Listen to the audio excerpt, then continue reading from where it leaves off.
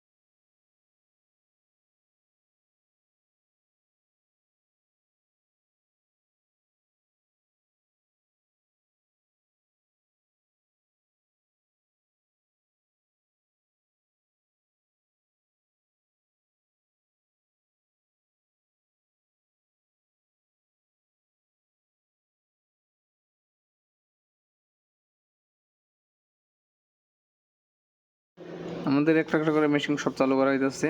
আপনার নতুন ফ্যাক্টরিটা কেবল ফ্যাক্টরি, এখানে কেবল বানানো হবো।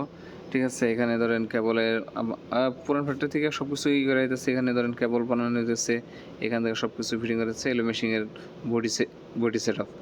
এখান থেকে কেবল শুরু হবে, এখান থেকে আপনার কপার হবে পুরা মেশিনের এখানে সব কিছু। এটা এর আগেও মানে ভিডিও দিছিলাম, ভিডিও করছি, ভিডিও দেখাইছি আপনাদের ফ্যাক্টরি। এই তো ফ্যাক্টরি সব কিছু এখানে ওই লাস্ট মাথা পর্যন্ত কোম্পানির সব কিছুই ইনশাল্লাহ। পরবর্তীতে আপনাদের সবাই ফ্যাক্টরির পুরো ভিডিওটা করে দেখাবো ইনশাল্লাহ। এখন নতুন যেটুকু আছে মানে যেটা আমরা রানিং করতেছি এটাই আমি আপডেট করলাম। আমাদের ইলেকট্রিক কাজ শেষ, এখন মেকানিক্যালও কাজ শেষ হয়ে গেছে।